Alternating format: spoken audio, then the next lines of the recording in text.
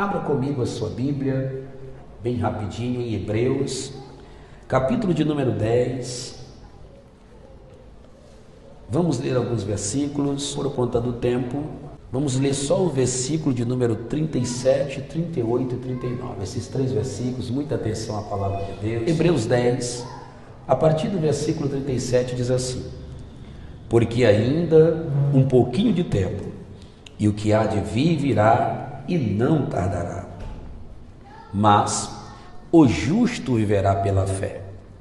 E se alguém se retirar, a minha alma não tem prazer nele. Nós, porém, não somos daqueles que retrocedem para a perdição, mas somos daqueles que creem, que perseveram para a conservação da alma. Diga comigo: Jesus, fala comigo através da tua palavra, para a glória do teu nome. Amém. Meus irmãos, nesta série de estudos, nós vamos refletir numa das mais complexas matérias da chamada teologia sistemática.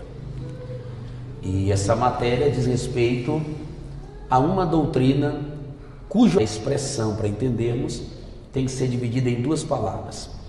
E isso na língua grega. A primeira palavra é eschatos, que quer dizer fim, extremo, final, que significa derradeiro, último. E a outra palavra é a palavra logia, coleta, ensino, tratado.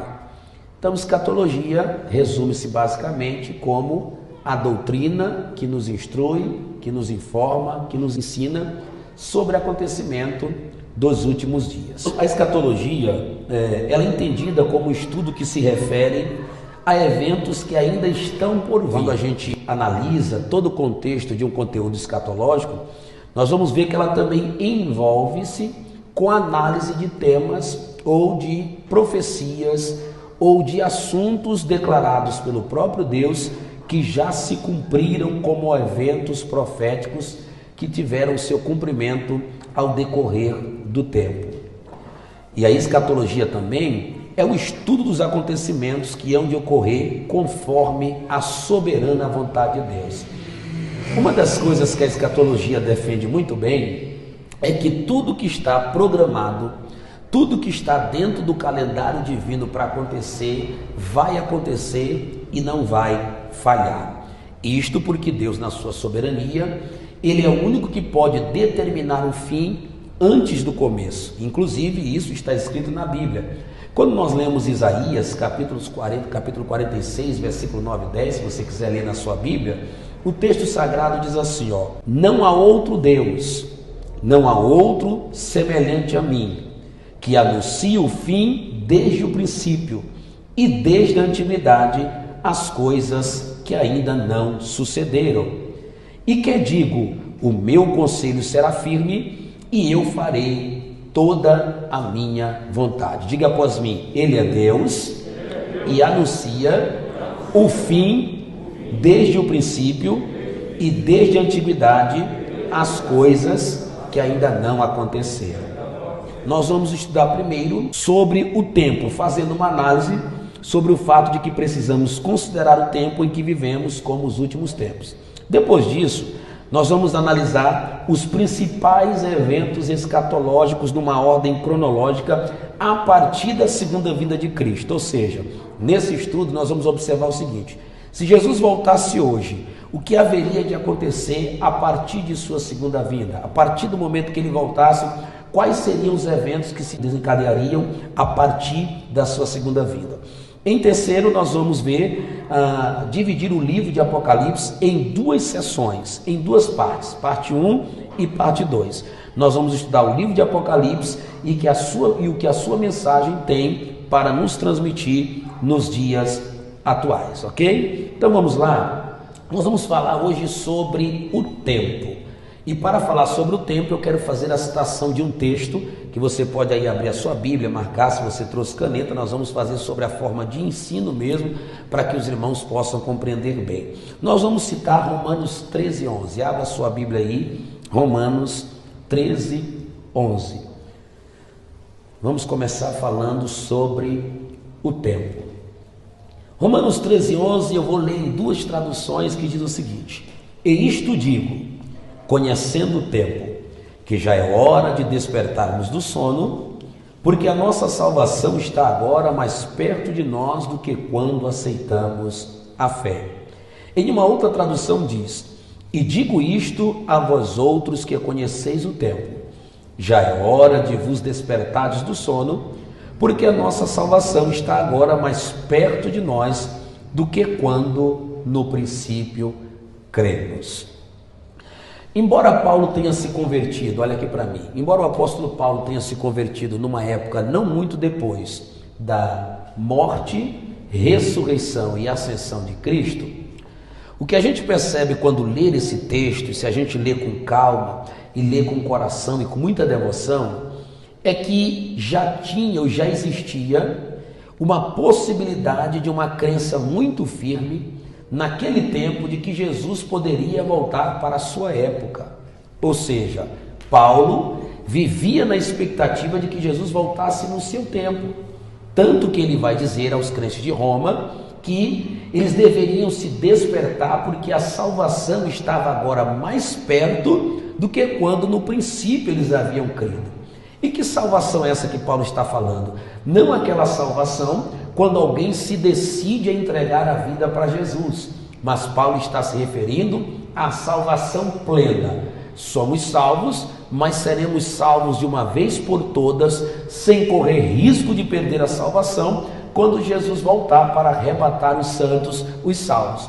E Paulo está dizendo lá naquele tempo, lá naquela época, a igreja de Roma: olha, a nossa salvação está agora mais perto de nós do que quando no princípio, do que quando nós aceitamos a fé. Agora pense bem, para nós refletirmos sobre a importância do tempo, é pegar essa declaração de Paulo, que já esperava Jesus voltar para a sua época, e se ele tinha essa expectativa, imagine nós nos dias de hoje. Será que nós somos uma geração que deve conservar essa expectativa de uma forma ainda mais intensa? Será que, assim como Paulo, a semelhança dos cristãos no passado, que cantavam Maranata, que desejavam a vinda de Jesus, será que nós também podemos conservar essa mesma expectativa no coração? Não só podemos, como devemos fazer isso. Se temos nesses dias atuais algum cristão que não está nessa expectativa, não está nessa ansiedade positiva de aguardar que Cristo venha, principalmente com as notícias à nossa volta, esse cristão precisa reaver a sua vida espiritual, precisa reconquistar o seu temor e o seu desejo de eternidade, que é plantado no coração a partir do momento que nós entregamos a nossa vida a Jesus. Pense no apóstolo Paulo. Há mais de 2000 anos, há mais de 2020 anos atrás, olhando para a igreja de Roma, imagine que fosse ele agora pregando aos crentes em Roma e dizendo: olha, meus irmãos, já é hora de nós despertarmos do sono, já está na hora de nós acordarmos.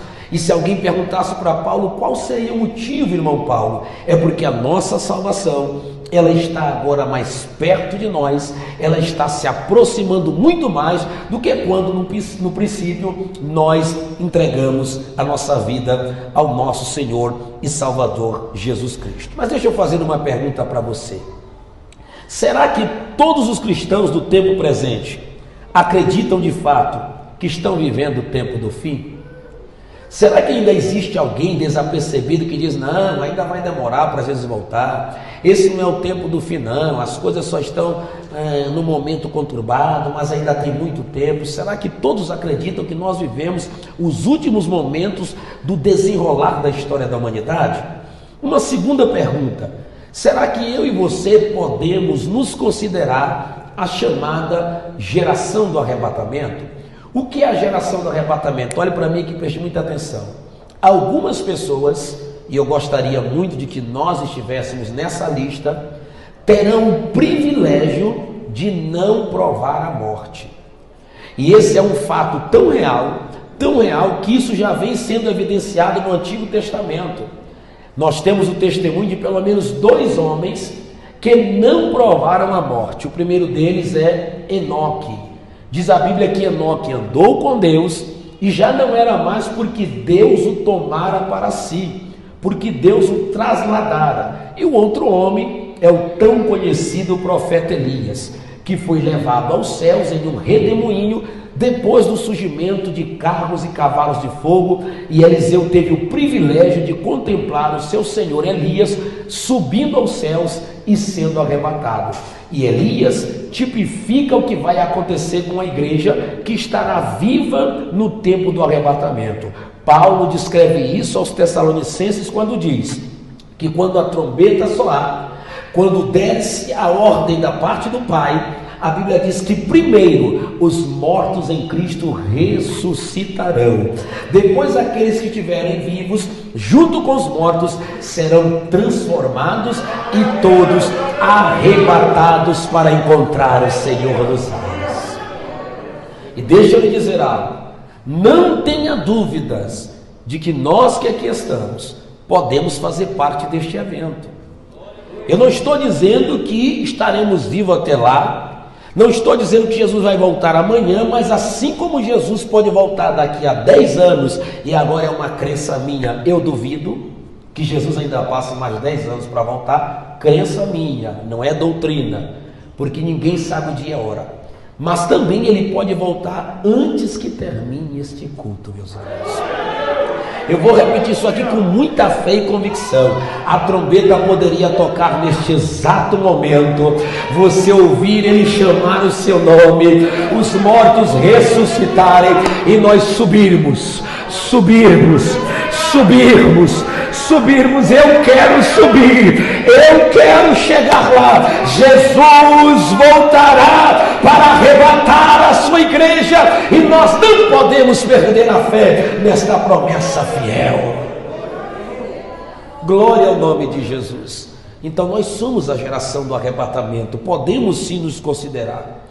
Outra pergunta: quanto tempo a humanidade tem para se preparar para os fatos iminentes que iniciarão o desfecho final da história da humanidade? Veja bem, o arrebatamento da igreja não é o fim de todas as coisas. O arrebatamento da igreja é o começo do fim. A partir do momento em que Jesus voltar para levar a sua igreja, começa a se desenrolar os últimos dias para que tudo seja restaurado a um estado de eternidade. A eternidade que o homem perdeu no Éden, a eternidade e a comunhão que o homem perdeu lá naquele jardim maravilhoso. Quando a igreja for arrebatada, dar-se-á início a um processo que depois de todo ele concluído, aí sim, nós estaremos para sempre com o Senhor, adorando a Ele pelos séculos dos séculos, pelos séculos dos séculos, pelos séculos dos séculos, eternidade. Você sabe o que é eternidade? Nunca mais sairemos de lá, nunca mais morreremos, nunca mais sentiremos dores, nunca mais haverá choro e nem tristeza. É para sempre dizendo que Ele é santo, santo, santo. Imagine, você já pode sentir um pouquinho do céu agora, porque o céu é de verdade, o céu existe e Ele está dentro de nós por meio da presença do Espírito do Senhor. Glória a Deus. Oh, presença maravilhosa. Aleluia, aleluia. Eu sei que tem muita gente sendo renovada aqui nesta noite. Eu ouvi a voz de Deus esta manhã falando comigo: prega sobre o céu, prega sobre os últimos dias. A minha igreja precisa estar forte, a minha igreja precisa estar firme, e a igreja vai ficar firme, porque nós vamos para lá, meus irmãos. Então, partindo desta referência bíblica, Romanos 13:11, nós vamos refletir no que as Escrituras têm a nos informar e nos ensinar sobre o tempo, que é um dos ensinos de extrema importância da escatologia bíblica. Então vamos lá? Primeiro ponto, nós vamos falar sobre a mensagem de Paulo em Romanos 13:11, e você vai repetir assim comigo. Vamos lá, se quiser anotar, repita comigo. A mensagem de Paulo é para um grupo específico. Isso é muito importante você observar. Vamos detectar isso no texto? Olha só o que Paulo vai dizer na primeira frase de Romanos 13:11. Ele diz assim, ó: E isto digo a vós que conheceis o tempo. Quando Paulo diz a vós que conheceis o tempo, ele está mostrando claramente que ele não se refere a pessoas que têm ausência do conhecimento acerca do tempo. Ele está se referindo a quem lê a Bíblia, quem estuda, quem ouve a palavra, quem fazia parte do cotidiano congregacional da igreja e que vivia ouvindo os ensinos. E a igreja de Roma era ensinada, então ele está dizendo, olha, eu não falo para outros, eu falo para vocês que conhecem. E a palavra conhecer aqui é discernir, é perceber, é visualizar, é entender, é ter a consciência ou a ciência de que o tempo em que você está vivendo é um tempo diferenciado.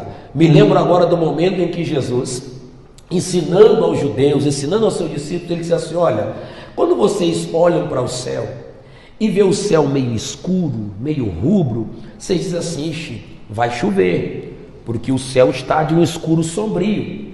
Mas se vocês olham de novo para o céu e veem ele um pouco avermelhado e não vê aquelas nuvens densas, vocês dizem assim, hoje haverá bom tempo. Aí Jesus vai dizer o seguinte, hipócritas, vocês sabem discernir os aspectos do céu, mas não sabem discernir os aspectos dos fins dos tempos. Ou seja, vocês conseguem perceber situações à volta de vocês no mundo material, no mundo físico, mas no mundo espiritual vocês não conseguem ter discernimento. E a ausência do discernimento é criada justamente pela ausência do conhecimento do que a Bíblia fala acerca do assunto que você quer discernir. E aí você se pergunta, o que é que a Bíblia fala sobre o tempo? O que a Bíblia poderia me informar para que eu tenha ciência sobre o tempo? A primeira definição da palavra tempo no grego é cronos. Diga comigo, cronos. E cronos significa a duração de um período. Então, quando existe a duração de um período, isso está relacionado ao cronos. Nós também temos a definição de tempo como presente era, tempo presente, presente momento. Isso também está relacionado à proposta de tempo. Em terceiro lugar, tempo também tem o sentido, preste bem atenção nesse sentido, de um período mensurado pela sucessão de eventos. E eu gosto muito dessa definição. Se define ou se discerne o tempo quando ele é mensurado pela sucessão de eventos. Quarto e último, tempo também é um período que se caracteriza pela influência ou preponderância de alguma coisa. E quando se fala de escatologia, esta é a definição que melhor se aplica a tempo.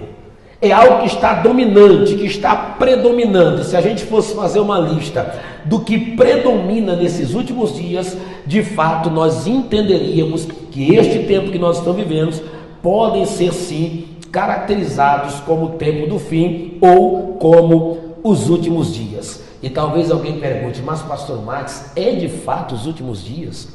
Será que não vai acontecer o fato de que a gente passa essa pandemia e aí chegamos a uma idade avançada, ou mesmo partamos para a eternidade, uma outra geração se levante, alguém ainda vai comemorar o ano 3000, 3010, 3020, enfim. Será que realmente nós estamos vivendo o fim dos tempos? E qual seria a razão para nós pensarmos e acreditarmos que o tempo que nós estamos vivendo é chamado tempos do fim? E é isso que eu quero provar para vocês pela Bíblia, com pelo menos dois aspectos. Primeiro aspecto que me prova que esses são os últimos dias e que nós estamos vivendo tempos dos fins. Diga comigo, as profecias. Por que as profecias, pastor Max? Porque as profecias, meus irmãos, revelam quando teve início no plano de Deus os últimos dias. O tempo do fim. Se você acha que o tempo do fim começou agora, pela Bíblia você vai ter a prova que eles já começaram há muito tempo. E aqui, para que você entenda, existe uma diferença na forma em que os seres humanos contabilizam o tempo e a forma como Deus contabiliza esse tempo. E eu já citei isso aqui para os irmãos. Pedro diz na sua carta que nós não devemos ignorar que para Deus um dia equivale a quanto tempo? E 1000 anos equivale? Então, para Deus não faz diferença. Essa ideia de tempo, quem está preso somos nós. Deus não está preso dentro. Então, para ele, se passou 1000 anos para nós, para ele é apenas um dia. E um dia para ele equivale a 1000 anos para nós. Isso no sentido de cronograma, de contabilização. Por exemplo, a morte de Jesus, contabilizamos o quê? Mais de 2000 anos, 2021 anos. E para Deus, faz quanto tempo que o seu filho foi crucificado? 2 dias e algumas horas. Só faz 2 dias que aconteceu. Então o tempo do fim já se iniciou há um tempo bem distante daquilo que nós pudéssemos imaginar. Prova isso, pastor Max. Abra sua Bíblia em Isaías capítulo 9. Capítulo 9. Nós vamos comparar 2 profecias. Isaías capítulo 9. Não perca o raciocínio. Qual é o raciocínio aqui? As profecias provam que nós estamos vivendo os últimos tempos, o tempo do fim. Então nós vamos ler uma profecia e depois nós vamos usar um texto paralelo a essa profecia para dar a prova de que nós estamos vivendo o tempo do fim, ok? Veja os versículos 1 e 2 de Isaías 9. Mas a terra que foi angustiada não será entenebrecida. Envelheceu nos primeiros tempos, marque essa frase aí, ó, primeiros tempos. Se você tiver uma caneta, marque. Envelheceu nos primeiros tempos a terra de Zebulon e a terra de Naphtali, mas nos últimos tempos, marque principalmente essa. Veja que o profeta fala dos primeiros tempos e agora ele vai se referir aos últimos tempos. Mas nos últimos tempos a enobreceu, junto ao caminho do mar, além do Jordão, a Galileia dos gentios ou das nações. Preste atenção agora nessa frase. O povo que andava em trevas fez o quê? Viu uma grande luz. E sobre os que habitavam na região da sombra da morte, resplandeceu a luz. Isso aqui é uma profecia. O profeta está dizendo, olha, nos primeiros tempos, houve uma terra que ficou em escuridade, em escuridão, entenebrecida. Mas nos últimos tempos, Deus trará luz a essa terra. E a ele se refere a regiões, Naphtali e Zebulon, e diz que naquela região o povo que estava em trevas começou a ver uma grande luz, e aqueles que habitavam na região e sombra da morte, a luz vai raiar. Agora abra sua Bíblia em Mateus capítulo 4, versículos 12 a 16. Jesus, porém, ouvindo que João estava preso, voltou para a Galileia e, deixando Nazaré, foi habitar em Cafarnaum, cidade marítima dos confins de quê? Zebulon e Naphtali. Lembra de Isaías capítulo 9? Que essas 2 cidades são mencionadas para que se cumprisse o que foi dito pelo profeta Isaías, que diz: a terra de Zebulon, a terra de Naphtali, junto ao caminho do mar, além do Jordão, a Galileia das nações. Vamos ler junto agora o próximo texto? O povo que estava assentado em trevas viu uma grande luz, e os que estavam assentados na região e sombra da morte, a luz. Dá para dar uma glória a Deus aí? Só que preste atenção, o que o profeta Isaías diz? Que esse fato aconteceria em que tempo? Nos últimos tempos, nos últimos dias. E quem é que está sendo o cumprimento dessa profecia? Jesus. Então o que eu provo aqui com a Bíblia? Que a partir da chegada de Jesus, que de acordo com o apóstolo Paulo em Gálatas, ele veio na plenitude dos tempos, com a chegada de Jesus, os últimos dias foram inaugurados para Deus, dentro do cronograma que ele fez para a humanidade. Vamos provar isso com outro texto? Hebreus capítulo 1, abra sua Bíblia, Hebreus capítulo 1, versículos 1 e 2, e eu amo de paixão esse texto, e até consegui memorizá-lo. Hebreus 1 e 2 diz assim: havendo Deus antigamente, ou outrora, falado muitas vezes e de muitas maneiras aos pais pelos profetas, a nós nos falou quando? Nesses últimos dias, através de quem? Por intermédio do seu Filho Jesus Cristo, a quem constituiu o herdeiro de todas as coisas e por intermédio de quem também fez o mundo. Então marque aí, o escritor aos Hebreus está dizendo que no passado Deus falou muitas vezes e de muitas maneiras. Mas nos últimos dias falou por intermédio de quem? Jesus Cristo. De quem, meus irmãos? Então, quando Jesus vem, os últimos dias começam a ter início. E para encerrar, 1 de Pedro, capítulo 1, versículos 18 a 20, João Marcos até pregou esse texto aqui, né? Que também nos fala sobre os últimos dias. 1 de Pedro, capítulo 1, versículos 18 a 20. Sabendo que não foi com coisas corruptíveis, como prata ou ouro, que vocês foram resgatados da vossa vã maneira de viver, que por tradição recebeste dos vossos pais, mas com o precioso sangue de Cristo, está falando de Jesus, como de um cordeiro imaculado e incontaminado. Todo mundo agora preste atenção no versículo 20, vamos ler juntos. O qual, na verdade, em outro tempo foi conhecido, ainda antes da fundação do mundo. Leiam só vocês agora essa última frase.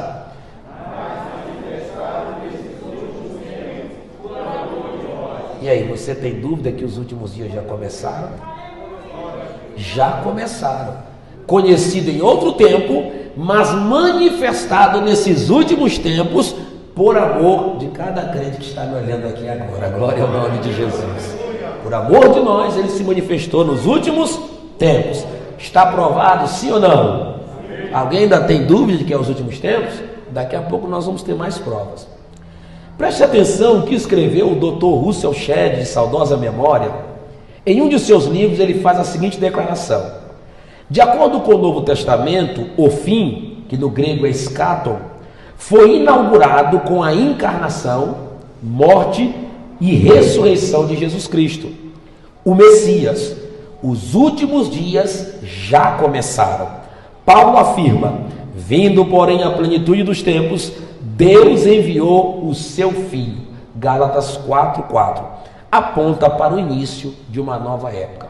Então, a plenitude dos tempos vai indicar, de acordo com as profecias também, que nós já começamos a viver os últimos dias. É por isso que, inclusive, abrindo aqui um parêntese, só para você entender, uma expressão escatológica que deve ser muito bem compreendida por nós é a expressão princípio de dores. Por que essa expressão deve ser conhecida ou entendida por nós? Porque está se referindo a uma mulher gestante, a uma mulher grávida que está próxima a dar à luz. Hoje, com a tecnologia, com a modernidade, existem mulheres que já têm a data programada, tudo direitinho, vão para o hospital, fazem cesariana, programam tudo, já vai tudo cronometrado. Aconteceu agora com a nossa irmã Cleidiane, né, que já estava marcado o dia para o hospital, o dia para o bebê nascer. No entanto, para aquela época não tinha esse recurso. Então, para que uma criança viesse ao mundo, vinha através do indicativo das contrações sentidas pela mulher. E essas contrações, elas iam diminuindo o seu tempo a cada momento. As dores iam aumentando até que a dor chegasse a um ponto de não suportar mais, até que se dilatasse para que a criança viesse a nascer. Essa é a linguagem. Desde que nós começamos o início do fim dos tempos e que a humanidade recebeu o Cristo, recebeu a palavra do Evangelho, recebeu a pregação, de lá para cá, os eventos que vêm acontecendo, e eu falo de eventos negativos, eles são chamados princípios de dores. E se a gente faz essa comparação no nosso dia, as dores estão ainda maiores, as dores estão ainda mais profundas. Para você que é espiritual, a mulher está para dar à luz. E quando eu digo a mulher está para dar à luz, eu estou dizendo o céu está para se abrir. Jesus está para voltar. Ele vai voltar e nós devemos nos firmar nisso, meus irmãos. Jovens, se firmem nisso.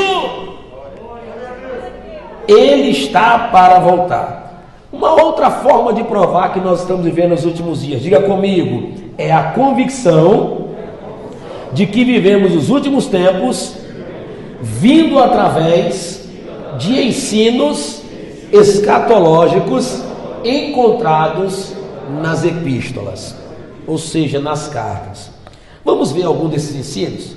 2 Timóteo capítulo 3, 2 de Paulo a Timóteo capítulo 3 é conhecido, mas veja bem, e aí depois de lermos eu vou te fazer uma pergunta. Olha só o que Paulo vai dizer para Timóteo: sabe, porém, isto, que nos últimos dias sobrevirão tempos trabalhosos. Aí ele vai dar uma lista desses tempos trabalhosos e o que vai se manifestar? Homens amantes de si mesmos, avarentos, presunçosos, soberbos, blasfemos, desobedientes a pais e mães, ingratos, profanos, sem afeto natural, irreconciliáveis, caluniadores, temperantes, cruéis, sem amor, intemperantes, cruéis, sem amor para com os bons, traidores, obstinados, orgulhosos, mais amigos dos prazeres do que amigos de Deus. Olha aqui para mim. Você conhece pessoas com essas características? Você já viu alguém soberbo? Já viu alguém blasfemo? Conhece alguém desobediente a pais e mães? Todas essas características apontam para o que diz o versículo 1. Sabe, porém, que nos últimos dias sobrevirão tempos trabalhosos. Os homens serão corrompidos ao ponto de serem mais amigos dos prazeres do que amigos de Deus. Isso porque as pessoas querem conseguir de qualquer forma fugir de Deus para não perder os prazeres terrenos. Desobediente a pais e mães, isso está em um alto nível. Sem afeição natural, uma das maiores características, você sabe o que é sem afeição natural? É sem amor para com o próximo. Hoje uma pessoa mata porque quer matar ou por puro prazer. E isso é característica que revela os últimos dias. Estamos nos últimos dias, sim ou não, irmãos? Sim. Obviamente. Volte algumas páginas, 1 de Paulo a Timóteo, capítulo 4. Pelo menos 3 páginas na minha Bíblia, não sei quantas na sua. Capítulo 4, olha isso aqui. Mas o Espírito expressamente diz, o que ele diz? Leiam para mim.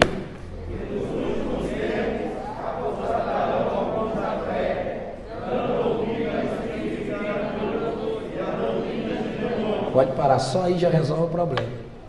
O Espírito dizia para Paulo: Paulo, meu filho, nos últimos tempos, alguns o quê? Crentes apostatarão da fé. E sabe quem vai levar eles à apostasia? É dar ouvidos a espíritos enganadores, falando inclusive na boca de gente que se diz crente, de gente famosa. Irmão, que tem nesse YouTube aí, nessa internet, de camarada que se diz pregador, ensinando baboseira, trazendo doutrinas novas, que nem pode ser chamada de doutrina. Isso são espíritos enganadores, doutrinas de demônio, falta de Bíblia. É por isso que eu amo a simplicidade da explicação bíblica. Você não tem aqui pregadores mestres, profundos. Eu ainda tenho muito que aprender, mas uma coisa você não vai ver sair da minha boca: invencionice teológica. Eu não vou inventar, eu vou falar para você o que eu entendi e posso te explicar. Lá tem gente que fica querendo falar bonito, querendo impressionar e fica inventando coisa, e aí está cheio de gente que vai apostar da fé. Passou 10 anos na igreja, aí vem um com 3 meses, dá um nó na mente dele: irmão, agora eu encontrei a verdade, agora eu fui liberto, eu estava enganado. O que é? Porque falta de palavra não é, falta de Bíblia não é. Primeiro que você tem uma em casa, segundo você está aqui tendo alguém para te instruir, e dê glória a Deus por isso, porque Deus tem dado graça para te instruir. E o que é apostasia? Abandono premeditado e consciente da fé cristã. Gente que abandona o Evangelho, que deixa de servir a Deus, não está nem aí, nem sente nada, está insensível. Você, quando começar a desejar sair da igreja, não servir mais a Deus, vá gritar, vá pedir misericórdia.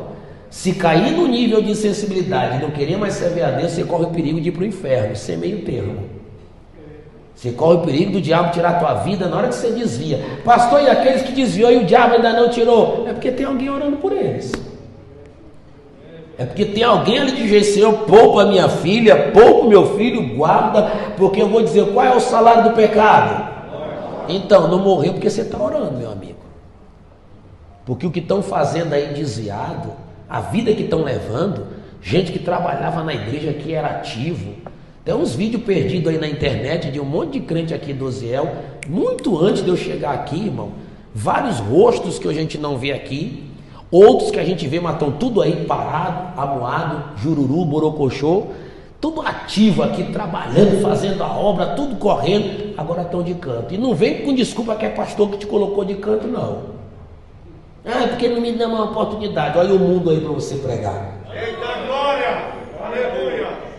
Não é que nem tem oportunidade. É não. É porque começa a dar ouvido a coisas, começa a ficar envolvido com tantas coisas, e aí perde a essência do temor a Deus. Diga assim: Jesus me guarde. Segunda carta de Pedro, capítulo 3, versículo 3 e 4. Vou ler o texto para nós ganharmos tempo. Sabendo primeiro isto, que nos últimos dias virão escarnecedores andando segundo as suas próprias paixões e dizendo: onde está a promessa da sua vinda? Porque desde que os pais dormiram, todas as coisas permanecem como desde o princípio da criação. Olha aqui para mim. Uma das provas dos últimos dias é o escarnecimento ao Evangelho. Conhece alguém que escarnece de Deus? Conhece alguém que zomba? Gritando aí que Jesus vai voltar. Isso aí eu ouço, era criança. Jesus não vai voltar coisa nenhuma.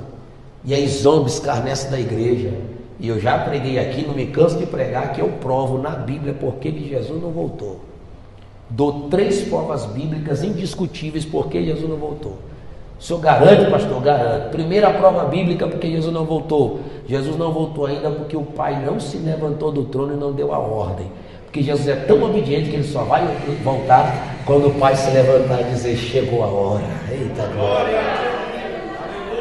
A hora que o Pai levantar do trono e dizer: meu filho, pode descer na terra. Prova na Bíblia, 1 Tessalonicenses 4, versículo 15. Porquanto o mesmo Senhor, dada a sua palavra de ordem, ressoada a trombeta de Deus, ouvida a voz do arcanjo, descerá do céu com alarido e grande glória, e os que morreram ressuscitarão primeiro. O Pai vai mandar e o Filho vai vir buscar.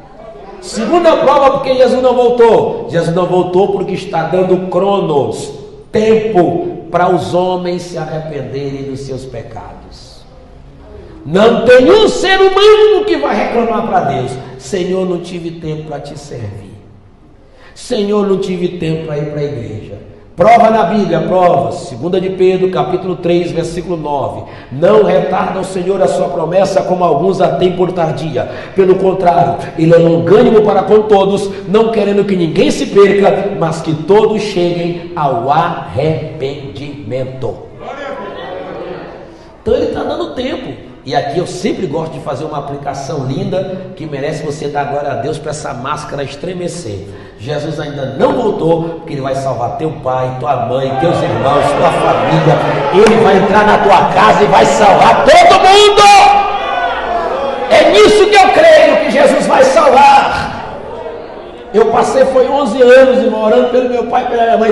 Então, uma crente. Estou orando pelos meus cunhados, Jesus vai trazer para a igreja. Estou orando pela tua família, vai chegar na igreja. Jesus vai salvar a tua casa.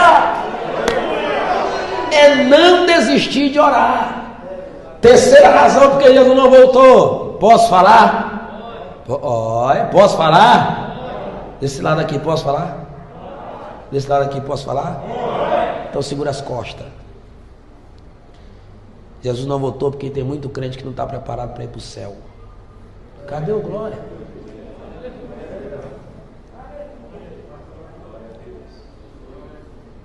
Muito crente que não está pronto. Isso aqui não é julgamento não, viu? Não pense que eu estou falando assim. O senhor está falando, porque o senhor está... Não estou falando isso. Eu estou falando que tem muito que não estão preparados. Tem gente que se Jesus voltasse agora ia perecer. E Ele está te preparando. Prova na Bíblia, prova porque o reino do céu é semelhante a 10 virgens, 5 dentre elas prudentes, 5 dentre elas loucas. As prudentes além das lâmpadas levaram azeite consigo, mas as loucas não. E tardando o noivo, todas as virgens adormeceram e tosquenejaram. Mas à meia-noite ouviu-se um clamor: eis o noivo sair ao seu encontro. Então todas aquelas virgens se levantaram, e as nécias viram que as suas lâmpadas estavam quase se acabando e apagando. Disseram às prudentes: dai-nos do vosso azeite. E elas disseram: não, porque vai faltar para nós e para vós. E diante aos que vendem, comprai. E tendo elas ido comprar, chegou o noivo, chegou o noivo, chegou o noivo. E as que estavam preparadas, entraram com ele para as bodas, e fechou-se a porta. Mais tarde vieram as nécias dizendo: abre-nos a porta. Será desespero, irmão. Hoje você convida um filho, ele não quer vir para a igreja. Você convida o marido, ele não quer vir para a igreja. Mas se ele ficar, o desespero vai ser grande. Vai pensar em procurar, que você veio para a igreja no dia do arrebatamento, vai procurar o pastor. Pastor, o senhor está aí, pastor. Procura outro, porque eu vou subir.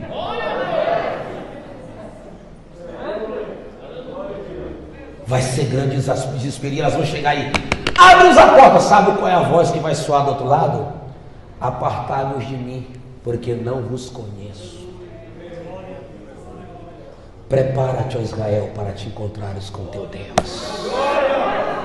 Quer a boa notícia? Apocalipse capítulo 19 tem um cântico que diz assim, ó: alegremos-nos, exultemos e demos-lhes glória, porque vindas são as bodas do Cordeiro, e a sua igreja já está preparada, já está preparada, já está preparada. Eu vou continuar falando até você chorar e adorar. A igreja invisível já está preparada para subir para o céu, e eu creio que você veio aqui porque faz parte da igreja invisível.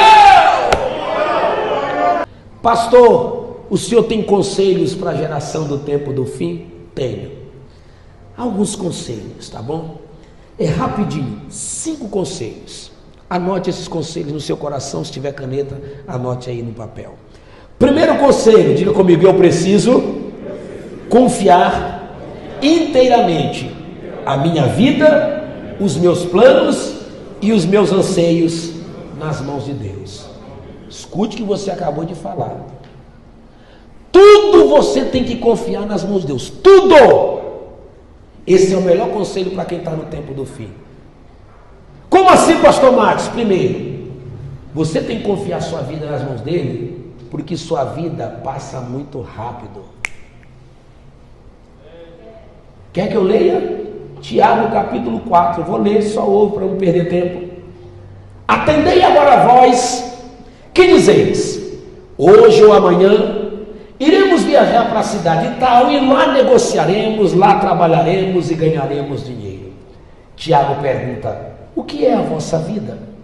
A vossa vida é como um vapor de neblina, que aparece, mas logo se dissipa. Ao invés de ficarem dizendo hoje, amanhã, vocês têm que dizer: se o Senhor quiser, não só estarei vivo, como farei isso ou aquilo. Projetar sem saber que vai estar vivo? Quer projetar com segurança? Entrego minha vida em tuas mãos. Quero estar vivo para realizar meus sonhos, mas não quero realizar sem o Senhor estando presente na minha vida. Confiar nele. Provérbios capítulo 16, versículo 3. Confia ao Senhor os teus planos, e os teus desígnios serão estabelecidos. Provérbios 3, de 5 a 7. Confia no Senhor de todo o teu coração, e não te estribes em teu próprio entendimento. Reconhece-o em todos os teus caminhos, e ele endireitará as tuas veredas. Confia tudo para ele. Entrega tudo nas mãos dele, inclusive o seu tempo, do qual nós estamos falando.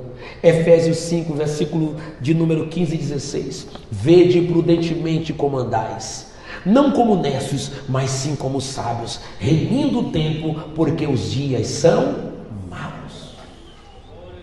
Segundo conselho, diga comigo: eu preciso ter cuidado com ocupações desnecessárias. Cuidado com os embaraços. Hebreus capítulo 12, versículo 1 diz assim: visto que temos a rodear-nos uma tão grande nuvem de testemunhas, deixemos todo o embaraço e o pecado que tão de perto nos assedia, e corramos com perseverança a carreira que nos está proposta, olhando firmemente para Jesus, autor e consumador da nossa fé. 2 de Timóteo capítulo 3, versículo de número, capítulo 2, versículo 3. Nenhum soldado em serviço se embaraça com negócios desta vida, porque o seu desejo é agradar aquele que alistou para a batalha. Deixa eu dizer uma coisa para você. Uma das coisas mais importantes na vida do homem, olha para mim, é o trabalho. Vou repetir, é o trabalho. Deus te quer sim trabalhando, mas seu trabalho não deve ser maldição para a sua vida. Seu trabalho não deve lhe aprisionar. E aqui vai um conselho que eu sempre dei para você. Teu trabalho está te atrapalhando de servir a Deus? Você quer mesmo servir a Deus? Meu filho, bota esse joelho no chão, minha filha, e diz assim: Senhor, esse aqui está me atrapalhando. E como eu quero te servir, o Senhor me conhece, me dá o melhor. Ou você não crê nessa oração? Ou você não crê que Deus faz isso? Se não crê, aí é com você. Eu creio num Deus que honra os seus filhos. Agora tem gente que está embaraçada, não faz esforço. Só tem esse, pastor. Só tem esse. Eu trabalho de domingo a domingo. É na horário do culto. Vai orar. Tu não ora aí, Deus, então eu vou te dar esse mesmo. Agora ora para te ver. Deus te coloca numa cadeira e tu vai dar ordem. Eu conheço gente, irmão, que vai trabalhar, só bate o ponto lá, o cartãozinho, o patrão olha para a cara dele, no fim do mês ganha R$2.000. Que negócio é esse, irmão? É Deus, irmão, que pode fazer isso na tua vida. Pandemia, um monte de gente desempregada, os crentes me ligando: tô empregado. Aí tem um irmão aqui, irmão, ainda vai contar o testemunho. Pastor, ora aí, era só um teste, é um emprego tão bom. Eu disse: irmão, tua esposa vai ser efetivada porque Deus é grande. Aí me mandou uma mensagem: pastor, a firma efetivou, minha esposa está empregada. Vamos lá. Terceiro conselho. Diga comigo: eu preciso cuidar dos perigos, das distrações e preocupações. Marta e Maria. Eu estava lendo esse texto de Marta e Maria. Eu vou deixar só você pensar. Eu até marquei na minha Bíblia. Marta é acusada de andar distraída, se sentir só, andar ansiosa e preocupada. Marta recebe Jesus em casa. Eu estava me perguntando, lendo esse texto ainda agora: Jesus, por que Marta foi cobrar de ti porque Maria não estava ajudando ela? Ele tinha que cobrar era Maria. Não precisava cobrar Jesus. Chama Maria aqui de canto: e aí, minha irmã, eu vou lavar a louça sozinho. E aí, minha irmã, vem bem nesse arroz aqui. Mas Marta vai lá no Jesus. Jesus, e aí, você não vai mandar ela me ajudar não? Quem era Jesus para mandar ela ajudar se ele estava sendo recebido? E Marta lá inquieta, preocupada, nervosa, ansiosa e preocupada, envolvida com trabalho. Você conhece algum crente assim? Eu conheço um monte, irmão. Mas eu não consegui, tá bem, irmão, Deus te abençoe, Deus te abençoe, Deus te abençoe. Embaraçado com tudo, sempre tem um problema. Sempre tem uma coisa para resolver. Nunca resolveu. É problema eterno. Acho que ele vai para o céu e o problema vai junto com ele. Vai para o céu, por uma vez Jesus eu vi, mas eu tive que trazer esse negócio aqui, porque todo dia eu me enrolava com ele, ele me acompanhou. Eu declaro que a tua vida vai ser desenrolada. Se enrola com tudo. Não tem tempo para a igreja, não tem tempo para as coisas de Deus, mas para as outras coisas tem tempo, né? E Marta lá preocupada: Jesus, minha irmã, não vê que ela não está me ajudando, Jesus? Marta, andas inquieta e preocupada com muitas coisas. Uma só é necessária para que as outras coisas funcionem. É isso que Jesus quer dizer. Escolhe o certo que as outras coisas dão certo. Epa, pegou aí? Fazer que nem aqueles pregadores empolgados. Pega aí. Joguei para o alto. Uma coisa é necessária para que as outras dêem certo. Diga comigo: é uma questão de escolha. Aí Jesus diz assim: Maria escolheu a melhor parte. Fica de pé comigo em nome de Jesus. Último conselho. Sabe qual é o último? Cuidado com os entretenimentos. Lembra do texto de Timóteo? Mais amigo dos prazeres do que amigo de Deus? Tiago capítulo 4 diz que a amizade do mundo é inimizade contra Deus. Lucas capítulo 8, que fala da parábola do semeador, diz que parte da semente caiu entre os espinhos a sufocaram. No versículo 14, Jesus interpreta dizendo que os espinhos são aqueles que se prendem aos cuidados desta vida, às riquezas e aos prazeres, e fica a semente nele infrutífera e não dão fruto com perfeição. Gente, nós estamos vivendo os últimos dias. Jesus está dizendo: se apeguem com o Pai. Aleluia. Glória a Deus. Eu vou continuar motivando essa igreja a tirar 5, 10 minutos de oração. Não pare de orar. Eu tenho dito isso para minha esposa, eu tenho dito para meus filhos, vocês já oraram hoje. Eu tenho dito para amigos, vocês já oraram. Não vamos deixar de tirar o nosso momento com Deus, porque é isso que vai nos firmar. E eu declaro sobre a tua vida, abre as mãos, força do Espírito Santo sobre ti, firmeza na presença de Deus. Você não vai cair nem vai desistir, porque Deus é fiel na tua vida. Pai, eu abençoo o teu povo. Obrigado por ter nos alimentado nesta noite. Enche o coração desta igreja de alegria. Sustenta a vida de todos os teus servos, em nome de Jesus. A graça do Senhor Jesus Cristo, o amor de Deus e a comunhão do Espírito seja com todos agora e sempre. Todos digam